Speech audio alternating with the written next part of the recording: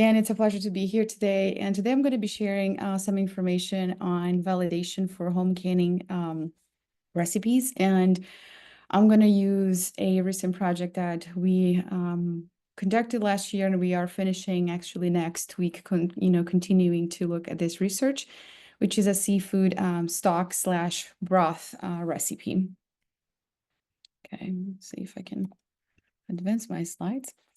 So for the agenda today, first I'm going to start with a home food preservation overview, so we can introduce the topic and look at some information. Maybe it would be a review for you, and then we're going to dive into the recipe development side of things.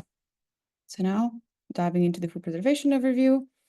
We know that there are many methods of food preservation that you might know already, and those, including freezing, drying, freeze-drying, fermenting, pickling, and all the ones that I listed in this slide. But for today's time, we will be focusing on canning and how we go about developing a recipe for canning.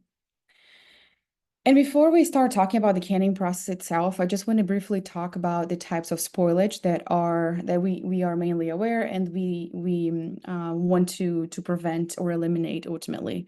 So in the canning process, we want to eliminate spoilage, and spoilage can be divided into two main major parts of spoilage. So the microbial spoilage and the non-microbial spoilage. And so microbial spoilage will include anything microbial related, so molds, yeast, bacteria, for example. The non-microbial spoilage will include enzymes, moisture loss, oxygen contamination or oxidation, and then insect contamination as well. So those are from all these types of spoilage that we have listed here. There is one group particularly that we are most interested for this topic today that we highly looked at is for canning research is bacteria. So of course we want to make the product taste good, but we also want to ensure that the product is safe. There's one type of bacteria specifically that provides us with the greatest risk if canning is not done correctly or properly, and that is called Clostridium botulinum. It's the bacteria that we are mostly interested in canning because it provides the greatest risk if not done appropriately. So we can't talk about canning without talking about this bacteria. And Clostridium botulinum can produce a toxin that has serious consequences, including death if not addressed. And so it is a ubiquitous bacteria that can be found widely in soil and water. But the good news is that the bacteria and the spores alone do not cause disease. The bad news is that the toxin does, and that's why we are so worried about it. This bacteria likes very specific types of, environment or conditions, if you will, to produce the toxin. So before we look at these conditions, which are very related to canning, I wanted to show you or go over, do a revision of the cycle of Clostridium botulinum and how it produces the spores and how they're formed. So here in this figure, we have the endospore formation cycle. And so some bacteria exist in two forms. So a vegetative form, as you can see here, which is an active bacteria, and the spore form that you can see that is being formed throughout the cycle, which is a dormant form of the bacterium. And so the vegetative forms are usually destroyed at lower temperatures than the spores are, which sometimes the spores can be heat resistant. And so you're probably asking yourself, but why would a bacteria develop a spore in the first place? That requires energy, from the bacteria itself. So why would it do that? And so spores are usually formed when the bacteria is sensing or experiencing a challenging environment. So for example, when there's a change in pH, if the acidity is decreasing, maybe nutrients are not available as they were before, changing the temperature. Those are examples why this bacteria would then go into a spore form. And so the spore is a form of survival and protection. And so the bacteria then would form the spore for this reason. When the conditions are improved and they're favorable again, the spore then can germinate, the live cell comes out, they can start growing, and then return to an active form and then produce the toxin. And so the spores, as I mentioned previously, they require very specific conditions to germinate, and those are the absence of oxygen. So when there's not a lot of acid, or when the pH is above 4.6, when the temperature is comfortable for them, so between 40 and 120 Fahrenheit, that's when the spores can grow and produce the toxin. And when there's relatively high moisture present as well. So If you look at all those conditions, ding, ding, ding, canning kind of fits all of them if we want to make a shelf-stable product. So that's why this bacteria is so important. So the botulinum toxin is one of the deadliest toxins known, and it can cause botulism food poisoning. That's what we commonly refer to. Just to give you an idea, 1 gram can kill more than 1 million people, and the food that contain the toxin can contain toxin without showing any signs of or smell or taste or looking differently. So on a more positive note, the antitoxin is available, but the recovery is slow, and there is potential for permanent nerve damage as well. Symptoms of botulism usually start within 12 to 72 hours. And what is observed is the weakness of the muscles that control your eyes or your face, your eyes, your mouth, your throat. And this weakness might spread down to your neck, arms, torso, and legs. And so botulism can ultimately weaken the breathing movement. So our lungs are contracting and expanding while we breathe. And because this is a neurotoxin and paralyzes muscles, that is usually ultimately what happens. So you have difficulty breathing and could lead to death if not addressed quickly.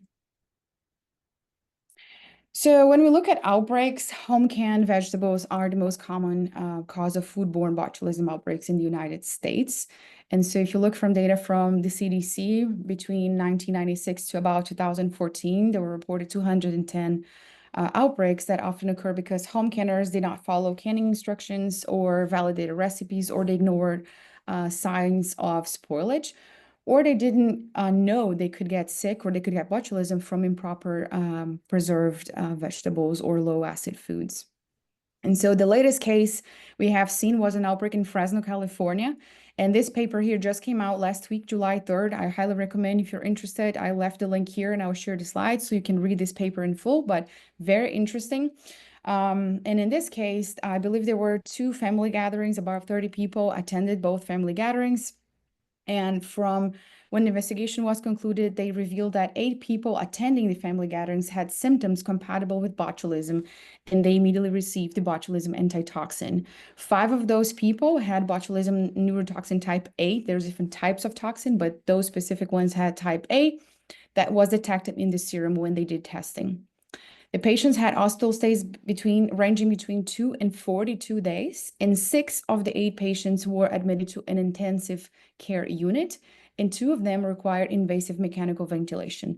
Thankfully, all survived, but this just shows you that improperly canned foods, especially at home, now we're talking at home, can provide very serious consequences. This is a photo that the Fresno County Department of Public Health Environment Health Division provided. It is also included in that paper. So it shows some of the products that they found. And for this specific case, they found that the cactus was the source of the botulism contamination. Now looking at the commercial side of things a little bit, we see less of that, but there's also some recalls. So it's 2 of them that I have seen this year. There might be more, but the 2 that I brought here today was one that happened in February, a recall that was issued for tuna cans, and another one that was just last month for another type of fish as well. So again, if you see a common theme happening, they're all low acid foods. And so we're going to be talking later on why, they're high at risk, and, how the process that we use to develop validated canning recipes is extremely intensive and resource demanding and time consuming. So it's not just developing a recipe. There's a lot that goes behind the scenes. So in canning, there are 3 main factors that prevent food spoilage, as we were talking earlier about the types of food spoilage. So the canning process vents the oxygen from inside the jar, creating an airtight vacuum seal upon cooling, the cooling process. And the absence of the oxygen prevents then the growth of molds and some yeast, but invites the growth of some anaerobic bacteria. And we know that Clostridium botulinum is an anaerobic bacteria, so perfect environment for it. Also, the heat processing destroys pathogenic and spoilage organisms to allow long storage of food at room temperature, which is great. We want that. And additional factors that influence bacterial growth, such as salts, sugars, and acids. those can further enhance the safety of home canned foods. So when we are formulating a recipe, we think about all those factors and what are the ingredients we are adding to provide that safety. So what is canning? You probably already know, but in a nutshell, canning is the process of heating food inside a jar or a can to produce a shelf-stable product by combining heat and a vacuum seal. So in order for the jars to be safely stored at room temperature, home canned goods, they must go through an adequate heat processing step to kill microorganisms that can cause spoilage or foodborne illness. And further, the heat also helps to destroy enzymes that could affect the quality of the food product. So we want to avoid that. We want to have good quality and also safety. Ultimately, it removes the oxygen, forming a vacuum seal when the jar is cooling. So during the cooling process and during storage, the vacuum seal, that is what keeps the food and the liquid inside the jar and the air and microbes outside the jar. So it prevents the recontamination of that food and the air from drying out that food if that jar were to be open or remain open. So the canning methods, there's basically 3 canning methods. I'm not going to go into detail in all of them today, but according to the USDA and research that we have, there are 3 acceptable methods for canning products at home, and those are boiling water process, atmospheric steam process, and pressure process. Today, we're going to be focusing on the pressure process, but you use the different types of canning processes depending on several factors, one of them being the type of food. If it's an acid food, if it's an acidified food, or if it's a low acid food, that will determine what method you would use. And consequently, when we do research, what are the parameters that we are most concerned about in this case? So for example, with acid foods, we are not really concerned about Clostridium botulinum because the acid present in those foods will keep the pH low enough that will inhibit the spores of Clostridium botulinum from germinating. In acid foods, we are mostly worried about other acid-resistant strains of other pathogens, such as Salmonella or E. coli, or spoilage organisms who might survive a lower pH environment. On the other hand, when we talk about low acid foods, so pressure canning, we are really concerned. Our main concern is Clostridium botulinum. So we want to ensure that we are reaching high enough temperatures to destroy the spores, and that is only possible if we are using a pressure canner. The pressure will allow us to get the temperature high enough to about 240 to 150 that is necessary to destroy the spores in that product. So now looking into the recipe development part, I added 2 questions that I get very, very frequently. I call them the $1 million questions. The first one is directly related to canning or developing a recipe. And the second one is a bonus question. If we have time, sometimes I tend to talk too much. So if we have time, I'll cover the last question. If not, I'll save that for another time. But the first one is, can I use a recipe I found online or my grandma's recipe or my own? So can I just use that? And the second one, I'm sure I can at home the same products I see at the grocery store, right? So those 2 questions are the number 1 questions that I get all the time. And so first, we're going to focus on this first question, and then if we have time, we're going to talk about the second one. So there's a variety of factors that go into determining a processing recommendation for home canned foods. And so processing times depend on factors including the acidity of the food mixture or the pH, the preparation style of the food being canned, so including the size of the pieces that you are preparing, the composition of the food, the viscosity, the thickness, or the density. So ingredients such as starches, fats, and bones will affect heat penetration. The liquid to solid ratio, including the tightness of the pack, the initial temperature of the food, and the processing method. So if you think about a boiling water or a pressure canner, the size and the shape of the jar, is extremely important as well, and ultimately the elevation, because we know that as elevation increases, atmospheric pressure decreases and water will boil at lower temperature. So we need to account for that as well. So how is data collected? How do we really figure out? So we need to be able to collect that data inside the jar. And to accomplish this, we use thermocouples. So here, what you're seeing this photo, those two photos here, those are thermocouples.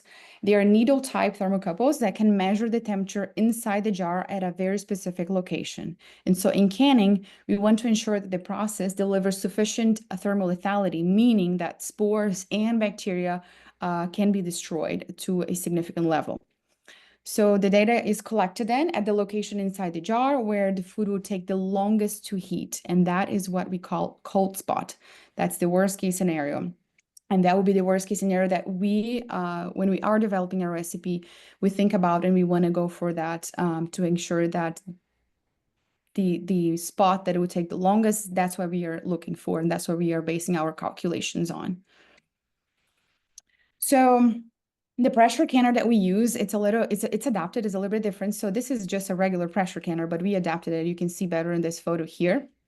It requires a special assembly that's called a packing gland. So here, this is a packing gland and allows the wires to be routed through the side of the canner without the loss of steam or pressure. So you see the wires are attached on top of the jars and the thermocouple is going inside of the jar, like in this photo here. And then the wires come up on this side. Then the wires go through the packing gland. They connect to this data logger that is right here. And so that temperature signal is being carried by the wires, and it must be converted into a signal that a computer software can then read and then we can understand. And so this is accomplished by using a data logger instrument that it's a little bit hard to see here, but it's below the computer and is all connected to the wires, to the thermocouples. And once the temperature signals arrive to the data logger, the data is then converted using a software that we have in the computer.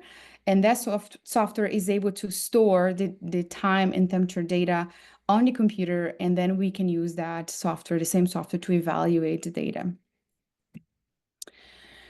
So the cold spot can be different depending on several factors like the product type, the container type, the size, the processing method.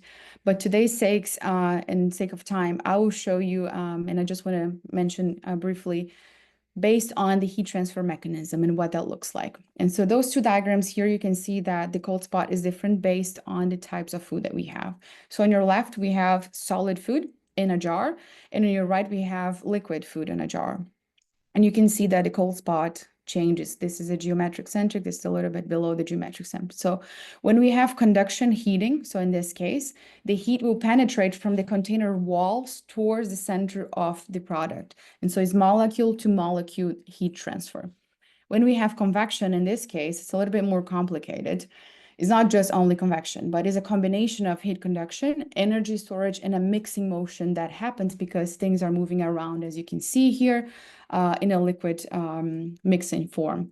And so it also depends if it's a forced convection or it's a free convection. That would also change the cold spot. It could be around here, it could be a little bit above. So that's why it's extremely important to the first thing that we do to determine the cold spot when we are trying to develop a new recipe.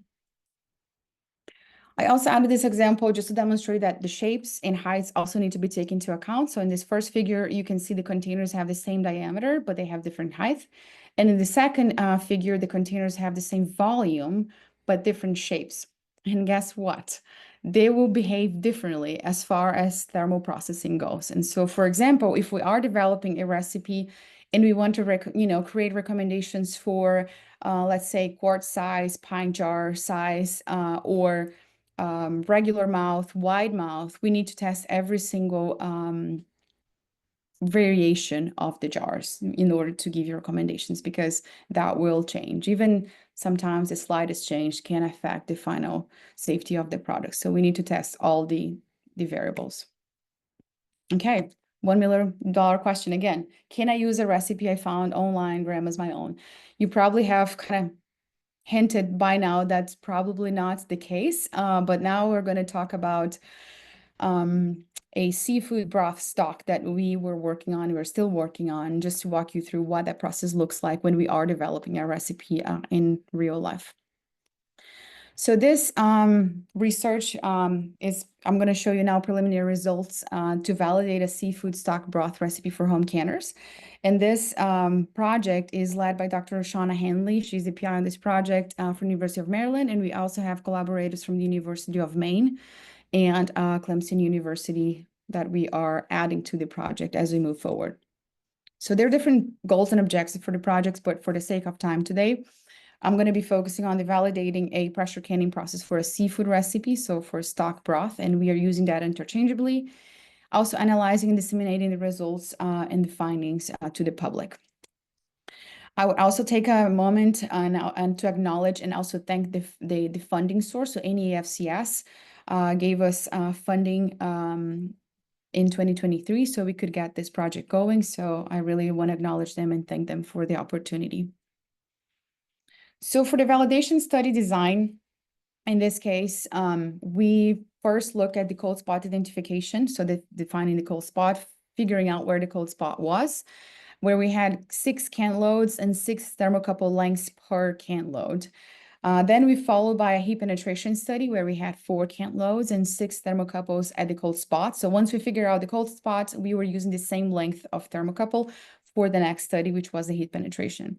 We also had 3 free leads per can load to measure processing temperature. So the free leads, they are just sensors that are put inside the canner. They're not inside the jar, they're just inside the canner to give us an indication of what is the temperature evolving to as time passes and temperature goes up. So they're just inside the canner letting us know what is the temperature in that sense. So how is a thermal process defined? So a thermal process are generally defined in terms of how quickly a product heats, and there are several factors that will go into that. And so the process time is calculated using time and temperature data from process and known relationship of time and temperature required for the destruction of Clostridium botulinum. This research was done a long, long time ago, and it's the base research that we use. So we know what is the time and temperature combination necessary to destroy 12 logs of Clostridium botulinum. There are 2 key parameters, the F sub H and the J sub H, that are calculated to determine the thermal process that is ultimately represented by the F0, and we're going to explore the F0 in a little bit. So in thermal processing, the F0, which is measured in minutes, quantifies the effectiveness of a process to kill or destroy Clostridium botulinum. So we always want to achieve, as I mentioned already, the 12 log reduction, as we call a minimum health.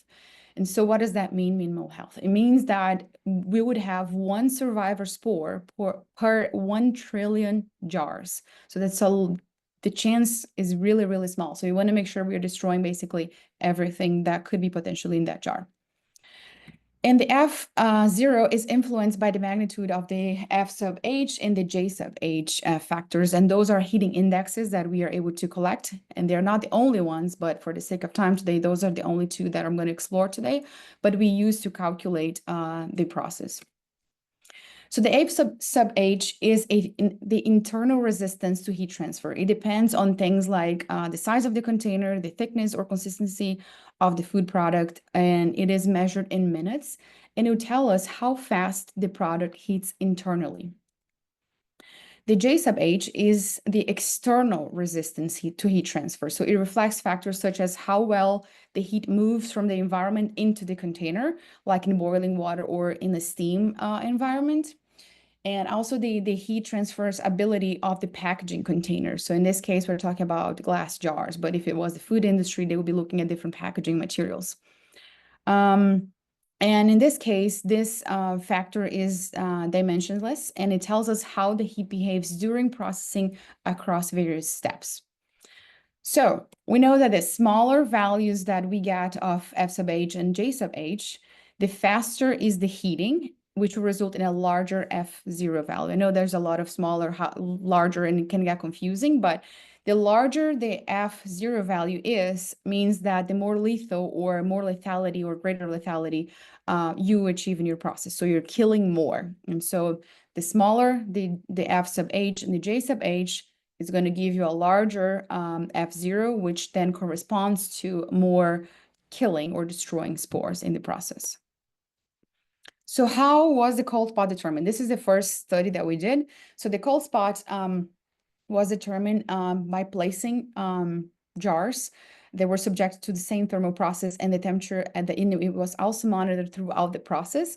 And in each jar, we had thermocouples that were placed in 6 spots inside the jar between the geometric center, which start at 3/8 inches, all the way to 5/7/8 inches. And they were placed at half-inch intervals. So here in this figure, you can see all the different lengths of the thermocouples that we use to determine the cold spot. So the temperature was collected until the last thermocouple reached an F0 of 6 minutes, and that is industry standard.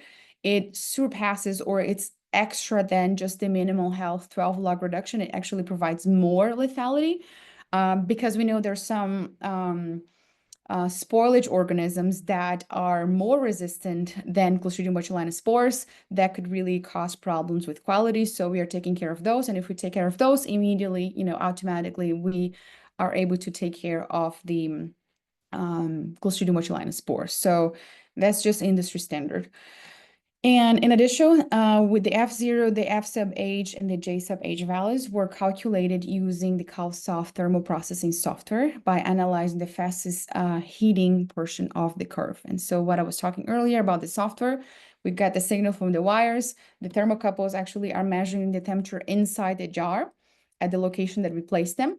They are sending a signal as 2 different types of metals that are made of this wire. They're sending the signal to the data logger. The data logger then reads the signal, uses the software to convert the signal into temperature, and then storing that time and temperature combination. And we can collect this data every 1 second, every 5 seconds, every 1 minute. We determine how frequently we want to be collecting the temperatures readings from the thermocouples.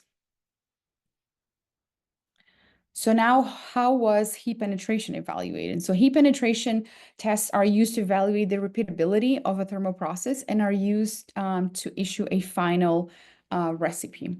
And so the containers, again, of the stock of our broth, they were subject to the same, again, thermal process, and the temperature was monitored in all jars at the cold spot to determine the previous, I guess we used the previous study to determine where was the cold spot, and then we used that thermocouple for this study. And so all jars had the same length thermocouple from now on. And so this is a photo you can see. It is a little bit below the geometric center point. And if you think about it makes sense. If you think about our recipe being a stock broth, it's a liquid, so it's not exactly the geometric center point for this. So again, the temperature was collected until the last thermocouple reached an F0 of 6 minutes.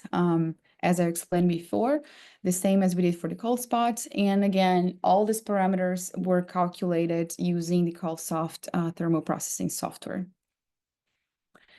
Now, looking at the results, we analyzed the results using analysis of variance, or ANOVA, a linear fixed effect model, where our response variable was time to reach temperature, and our explanatory variables were thermocouple length and the replicates that we did. We also checked model assumptions, and these 2 graphs here show you that model assumptions of normally distributed with homogeneous variances were met.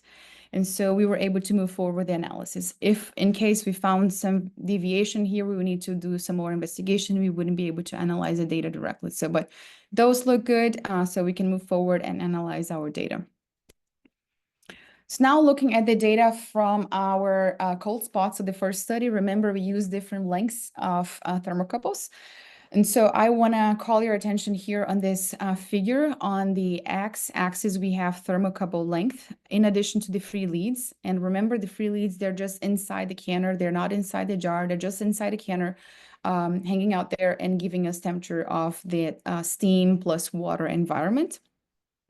And on our y-axis, we have time in minutes. And so if you see here the different lengths of thermocouples, you can see here that the 5/7/8 inch thermocouple was the slowest thermocouple to reach 240 Fahrenheit, and therefore the F0 of 6 minutes. So we determined that that was our slowest heating point. So that was our cold spot. And then for the next study, we utilized this thermocouple length to do the heat penetration study. So now looking at the heat penetration study, again, using one length of thermocouple, looking at the results here, we learned that within replicates, there were no differences between either the F sub H or the J sub H for each jar, meaning that the product was heating at a similar rate inside and across the jars in the same batch, so in the same canner load. Now, between replicates, there were differences on the F sub H, but not on the J sub H. What does that mean? That means that the product was heating at different speed rates, but was consistent in heating patterns across different replicates. So that was a very good piece of information for us moving forward and what we are going to do next. And so that leads us to what we're going to do next. So the initial results suggest that the process is consistent, but we need to look into formulation, needs to be evaluated to understand the internal thermal resistance of this recipe between batches. And so that led us to additional research questions. So it's never that easy, it's never always straightforward. So that's what it's called research, I guess. But we had additional questions after this study that we did, which were different species or guess differences between species of seafood. And we know that there are different fat content and other things that we need to account for.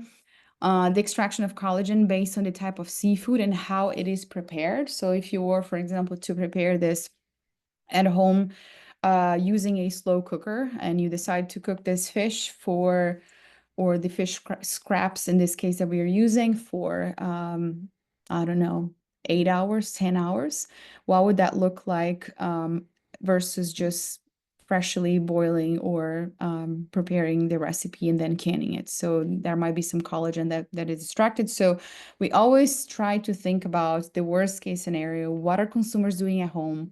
What could be thinking? Of course, we can't predict everything, but we can at least try to envision the worst case scenario and go from there. So those are the things that we had more questions on. And so we are going to be doing additional heat penetration studies next week, actually. And so I just want to thank our collaborators from Louisiana State University, University of Maryland, and Clemson University for working together on this project and sorting out fish. So we have fish coming from different states and just figuring out different species, how we're going to do this. So just want to thank them for their support. And I guess I talked faster than I was anticipating, but we have time for the other question that I included, which was, I am sure I can at home the same products I see at the grocery store, right? And so that is something that some people get frustrated. They go to the grocery store, they see all these types of food products, and they say, well, I can do this at home too, so I'm going to do it. And it's not that easy. It's not that simple as everything in life, right? So I just wanted to bring you, I put this chart together to exemplify why things are not as straightforward and why sometimes that's not possible. So this table here that I'm going to walk you through gives you some examples of home canning versus commercial canning and how they're different in different aspects of the process. So when you look at the first one, the container type here, in home canning, we only utilize mason jar. There's nothing else. We utilize mason jar. For commercial settings, there's an infinity of products. So mason jar is one of them. A can, a pouch, a paperboard, a septic carton, a tray with a heat seal, single layer cup, double layer cup, double seam lid, and so forth. So here you can see a mason jar for home canning. And those are just some examples that I put here, some pictures that commercial settings have available and they are able to produce in that setting. The closure type. So how are we closing that container? And home canning, we have the two-piece lid that I put here. That's the only acceptable method that we have, research-based acceptable method. And commercial canning, there's the twist metal cap, which is this one right here, or the film, the plastic film, like in this container here, you see the closure type is just a film. So there's a variety of options for commercial canning as opposed to home canning. The equipment. I cannot emphasize enough. For equipment, we already kind of seen from previous slides. In home canning, we have three basic methods that we can use for home canning, or three types of equipment that we can use for home canning, which are boiling water canners, steam canners, and pressure canners. And so I put just some examples here. And then for commercial canning, we have retorts, and those can vary on, they can be vertical, they can be horizontal, they can have agitators, they could have water immersion, they could be based on steam, they could be water spray, hydrostatic. I mean, I didn't even listed all of them here. They could be aseptic systems as well. So you can see here, these are just some examples of that. What type of process we use? So in home canning, we use thermal process. It's all based on heat for home canning. We need that heat to destroy the spores. That's it. That's, based on the equipment that we have, based on the materials that we have. Thermal process is what we do at home. Commercial canning, thermal process is one of the methods as well, but they can also do cold fill process. They can do hot fill hole processes and other processes that are safe and they're able to do as well. And finally, the food type. So what are the food types that we can use for home food preservation? Those basically are restricted to the recipes that have been tested, that have research behind them. And so they've been validated for home food preservation. And so basically that's the limit. For commercial canning, basically any food type. The industry, they have funding, they have resources, they have the time, they have experts, they have the equipment, and they can really develop anything that they basically want, any type of food that they want. And so when you think about how long it takes for us in a research setting in a university, for example, to develop a recipe, the amount of resources that we have and people to work on different projects, and even securing the raw materials, in this case, the fish. We want to have the worst case scenario fish. Where do we find that? Thinking about, we even thought about Alaska. How do we source our ingredients? It's much harder. If you think about industry, they might already have a supplier, they have a process that is very well controlled. That's another very important factor, because they can develop a process and they can follow that process every single time. They have quality control. They're going to be ensuring that the process is in the product is safe and has the same quality every single time. So they have record keeping, they have different things in place that help them to keep that process with a target lethality. At home, you really don't know what people are doing at home. You're hoping that you're following the recipes and doing the right thing, but we have no control. We have no idea what they're doing. So the process is not as well controlled or not as tight as it is in the industry. And for that sense, so all of those reasons here, those kind of help explain why and answer that second question, that no, we cannot just can everything that we see at the grocery store, because that would be nearly impossible and not cost effective at all. And so with that, I want to thank you for your time and for listening to this session, and I welcome any questions.